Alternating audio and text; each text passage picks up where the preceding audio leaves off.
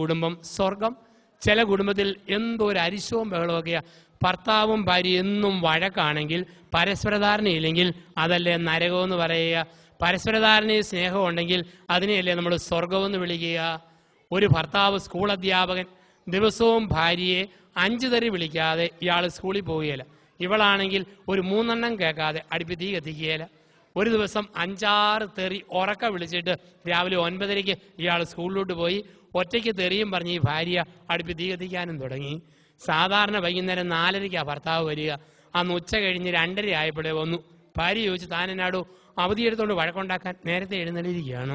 ഉടനെ കെട്ടിയോ പറഞ്ഞ, അല്ലടി ഞാനും ഹെഡ് മാസ്റ്ററും കൂടെ 1 പറഞ്ഞു 2 പറഞ്ഞു തട്ടിക്കേറി കൊമ്പ് കോർത്ത് ബഹളം മൂത്തു.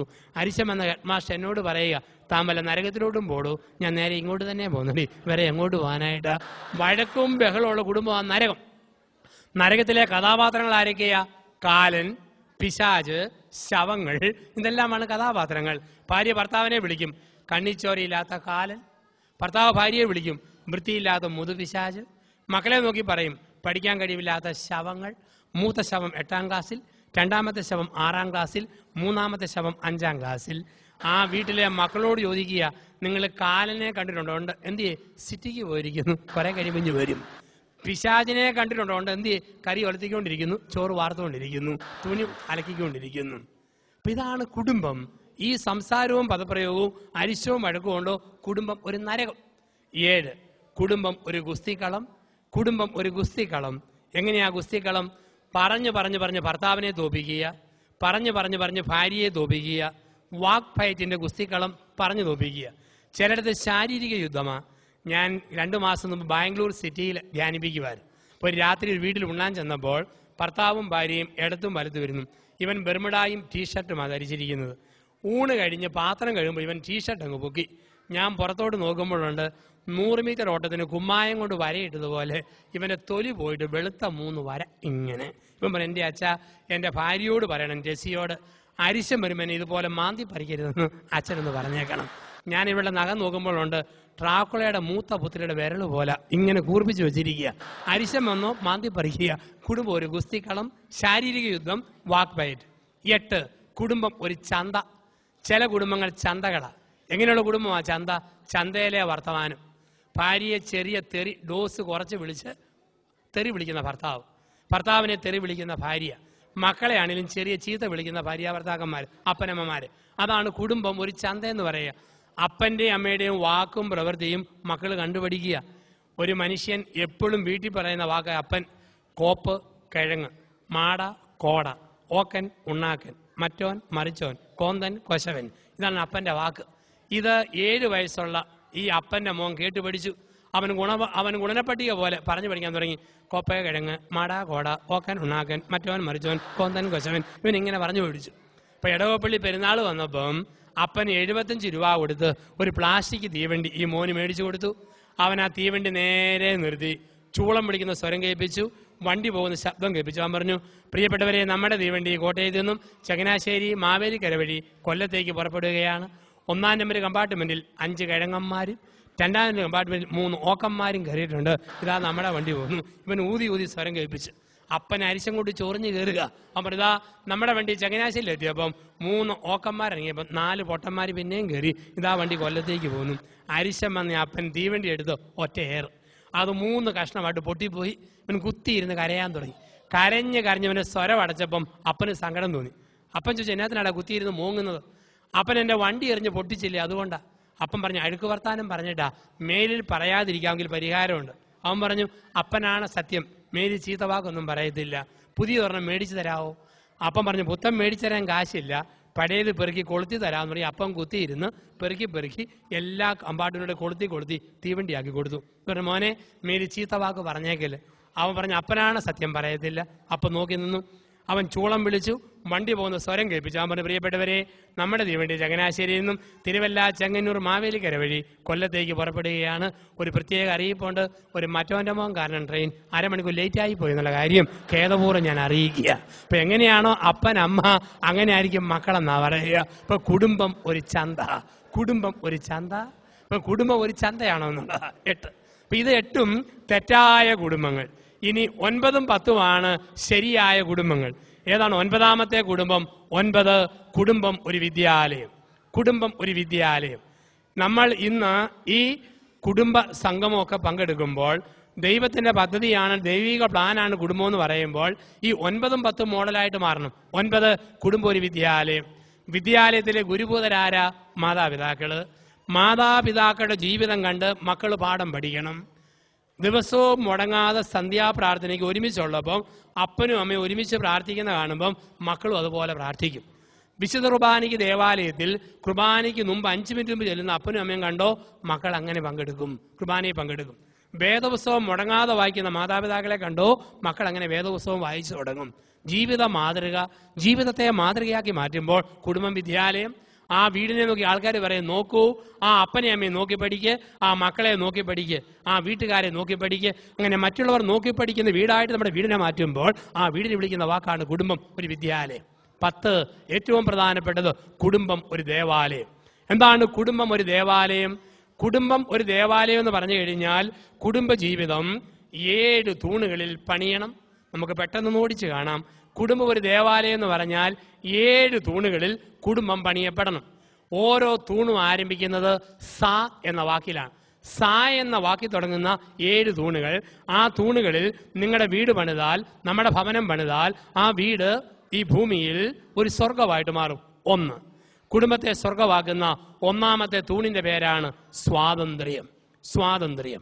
ഉൽപ്പത്തി പുസ്തകം 2:25. ഉൽപ്പത്തി 2:25. പുരുഷനും സ്ത്രീയും നഗ്നരായിരുന്നു, പക്ഷെ അവർക്ക് ലജ്ജ തോന്നിയിരുന്നില്ല. പുരുഷനും സ്ത്രീയും നഗ്നരായിരുന്നു, ലജ്ജ തോന്നിയിരുന്നില്ല. എന്താ അർത്ഥം? ഉൽപ്പത്തി പുസ്തകത്തിൽ നഗ്നത എന്ന വാക്കിന്റെ അർത്ഥം തുണിയില്ലാത്ത അവസ്ഥയെന്നല്ല, സ്വാതന്ത്ര്യം. സ്വാതന്ത്ര്യം എന്ന് പറഞ്ഞാൽ ദൈവത്തെ ഒളിക്കാൻ മനുഷ്യർക്കൊന്നുമില്ല, ഭർത്താവിനെ ഒളിക്കാൻ ഭാര്യയ്ക്കൊന്നുമില്ല, ഭാര്യയെ ഒളിക്കാൻ ഭർത്താവിനൊന്നുമില്ല. ഇതാണ് പരിപൂർണ സ്വാതന്ത്ര്യം. സ്വാതന്ത്ര്യം. ഈ സ്വാതന്ത്ര്യം നമ്മൾ കണ്ടിട്ടുണ്ട് കുടുംബത്തിലും. ചില കൊച്ചു പിള്ളേർക്ക് എന്തോ ഒരു സ്വാതന്ത്ര്യമാണ്. 1ാം ക്ലാസ് വിട്ടു വരുന്ന കുട്ടി അമ്മയുടെ തലവട്ടം കാണുമ്പം ട്രൗസർ ഒരു തോളിലിട്ട് കൂവിക്കൊണ്ട് ഓടുന്ന കാണാം. അമ്മയുടെ മുമ്പിലുള്ള കൊച്ചിന്റെ സ്വാതന്ത്ര്യം. ഞാനൊരു വീട്ടിൽ കയറി ചെന്നപ്പം 3 വയസ്സുകാരൻ പൊന്നരങ്ങാണം മാത്രം വിട്ട് നൂൽ ബന്ധമില്ലാതെ അച്ഛൻ്റെ മുമ്പിലൂടെ അങ്ങോട്ടും ഇങ്ങോട്ടും മാർച്ച് ചെയ്യുന്നു. തള്ള പറഞ്ഞ്, ഇച്ചേ ചേർക്ക നിനക്ക് നാണമില്ലേ? ഒരച്ഛൻ വന്ന കണ്ടില്ലേ? അകത്ത് പോയി എന്നതിൽ ഇട്ടുകൊണ്ട് വാടാ. അവൻ പോയി ആഘോഷമായിട്ട് കാലേ 2 ചെരുപ്പ് ഇട്ടുകൊണ്ട് വന്നു. ഇത് മതിയോ? ഇതാണ് പരിപൂർണമായ സ്വാതന്ത്ര്യം. ഒളിക്കാനൊന്നുമില്ല, മറയ്ക്കാനൊന്നുമില്ല. ഉൽപ്പത്തി 2:25. പുരുഷനും സ്ത്രീയും നഗ്നരായിരുന്നു, ലജ്ജ തോന്നിയിരുന്നില്ല. ചില കള്ളുകുടിയന്മാർക്കുണ്ട് ഈ സ്വാതന്ത്ര്യം. ചില കുടിയന്മാരെ കാണാം തുണി ഒരിക്കലും അരയിലില്ല, എപ്പോഴും തോളയിലാണ് ഇങ്ങനെ ഇട്ടുകൊണ്ട് നടക്കുന്നവരെ കണ്ടിട്ടുണ്ട്. കഴിഞ്ഞ ഈസ്റ്ററിന് പാലാ KSRTC ബസ് സ്റ്റാൻഡിന് മുമ്പിൽ 2 കുടിയന്മാര്. ഒരു മനുഷ്യൻ നൂൽ ബന്ധമില്ലാതെ ജനിച്ച പാടെ കരിങ്കൽ പ്രതിമ പോലെ വഴി സൈഡ് നിൽക്കുന്നു. വേറൊരിടത്തിൽ ഒരു തുണി കഷ്ടപ്പെട്ട് ഉടുത്തിട്ടുണ്ടെന്ന് പറയാം, അങ്ങനെ ഉടുത്ത് നിൽക്കുക. അച്ഛൻ മോട്ടോർ സൈക്കിളിൽ അതിലേ പോയി. തുണിയില്ലാത്ത കുടിയൻ ഒരു വികാരം, അവൻ അതുപോലെ നിൽക്കുക. അപ്പം മറ്റേ കുടിയൻ പറയടാ, നമ്മളൊക്കെ സഭയുടെ മക്കളാ, പോയത് വൈദികന്, അല്പം ബഹുമാനവും നാണവും ഒക്കെ വേണം.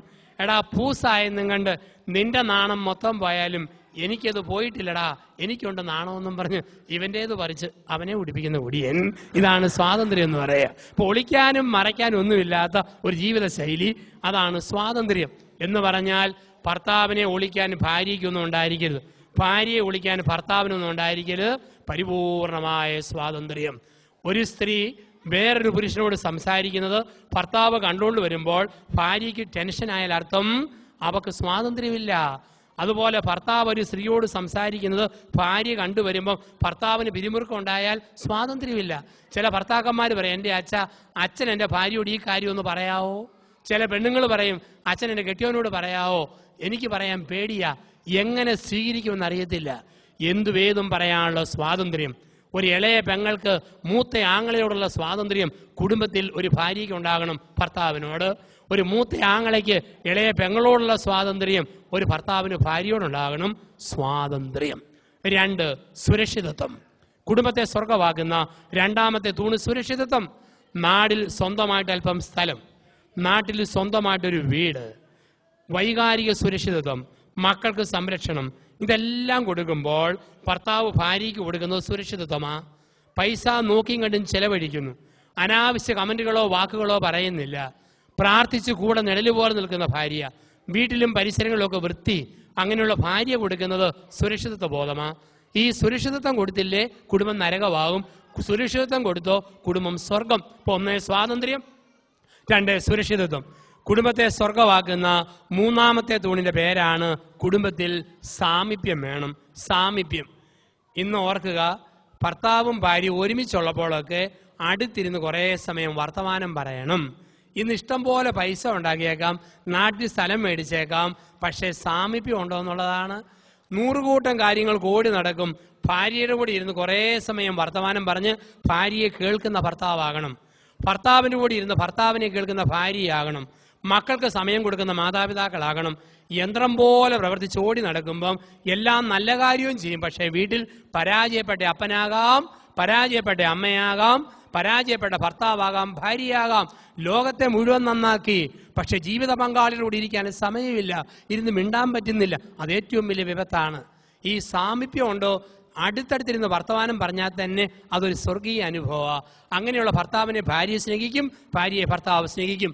ചില കുടുംബത്തെങ്കിലും ഭാര്യയെ കേൾക്കാൻ മനസ്സില്ലാത്ത ഭർത്താവ്, ഭർത്താവിനെ കേൾക്കാൻ മനസ്സില്ലാത്ത ഭാര്യ, അങ്ങനെ വന്ന കുടുംബം നരകമാണ്. ഈ മനസ്സ് കൊടുത്തൊന്ന് ഇരിക്കുക, സാമീപ്യം. അതുകൊണ്ടാണല്ലോ എന്നും കാണുന്നവരോട് നമുക്ക് സ്നേഹം തോന്നും അടുത്തിരിക്കുമ്പം. 3-ാമത്തെ തൂണ് സാമീപ്യം. 4 സംതൃപ്തി. കുടുംബത്തിൽ സംതൃപ്തി വേണം. എന്താ സംതൃപ്തി? തൃപ്തിയുള്ള ഭാര്യാഭർത്താക്കന്മാരുടെ മുഖഭാവം കാണുമ്പോൾ അറിയാം ഒരു കൃപ ആ മുഖത്തുണ്ട്. കൃപ. പ്രായമുള്ള അപ്പച്ചന്മാരെയും അമ്മച്ചമാരെയും കണ്ടിട്ടുണ്ട്. വയസ്സ് 80, 78, എന്നാലും മുഖത്ത് ചിരിക്കുന്ന കണ്ട ട്യൂബ്ലൈറ്റ് തെളിയുന്ന പോലെ എന്തൊരു മുഖപ്രകാശമാ. അത് സംതൃപ്തിയിൽ നിന്നുണ്ടാകുന്നതാണ്. ഈ സംതൃപ്തി ഉണ്ടാകണോ? ഓരോ രാത്രി ഉറങ്ങാൻ പോകുന്നതിന് മുമ്പ് അന്നത്തെ ദിവസം ഉണ്ടായ കൊച്ചു കൊച്ചു കാര്യം പോലും പറഞ്ഞു തീർക്കണം. ഒരിക്കലും ഒരു സംശയം വെച്ചുകൊണ്ട് ഉറങ്ങരുത്, ഒരിക്കലും വെറുപ്പ് വെച്ചുകൊണ്ട് ഉറങ്ങരുത്. ഓരോ ദിവസവും പറഞ്ഞു തീർക്കുക, ഉറങ്ങാൻ പോവുക. 5-ാമത് പറയുന്നു സമർപ്പണം. ഭാര്യാഭർത്താക്കന്മാർക്കിടയിൽ 3 സമർപ്പണം വേണം, വളരെ പ്രധാനപ്പെട്ടത്. 1 സാമ്പത്തിക സമർപ്പണം. എന്താ സാമ്പത്തിക സമർപ്പണം? ഭർത്താവും ഭാര്യയും കൂടെ ഇടയിൽ ഒരിക്കലും ഒളിക്കുന്ന കാശിടപാട് ഒരിക്കലും ഉണ്ടാകരുത്. ഭർത്താവിനെ ഒളിക്കുന്ന സ്വകാര്യ നിക്ഷേപം ഒരു ഭാര്യയ്ക്കരുത്. ഭാര്യയെ ഒളിക്കുന്ന കാശിടപാട് ഒരു ഭർത്താവ് നടത്തരുത്. കുടുംബം സ്വർഗമാകണമെങ്കിൽ ഭർത്താവ് എല്ലാ കാര്യത്തിനും ശരിക്കും ശ്രദ്ധിക്കുന്ന ഭർത്താവാണോ അവനെ ഒളിക്കുന്ന 10 രൂപയുടെ ഇടപാട് പോലും നടത്തരുത്. അതേസമയത്ത് മുഴുവൻ പിഴിഞ്ഞെടുക്കുകയും ഭാര്യയ്ക്കൊരു ശ്രദ്ധയില്ലേ, അവൾക്ക് അവളുടേതായ വഴികൾ, അത് നീതീകരിക്കപ്പെട്ടതാണ്. വീട് നോക്കുന്ന ഭർത്താവ്, സംരക്ഷിക്കുന്ന ഭർത്താവിനെ ഭാര്യ ഒളിക്കലും സാമ്പത്തിക കാര്യത്തിൽ ഒളിക്കരുത്. അതുപോലെ വീടിന്റെ സാമ്പത്തിക സ്ഥിതി ഭാര്യയെ ഭർത്താവ് അറിയിച്ചിരിക്കണം. സാമ്പത്തിക സമർപ്പണം. 2 ആത്മീയ സമർപ്പണം. എന്താ ആത്മീയ സമർപ്പണം? ഒരുമിച്ചുള്ള സന്ധ്യാപ്രാർത്ഥന വേണം. ഒരുമിച്ചുള്ളപ്പോൾ ഞായറാഴ്ച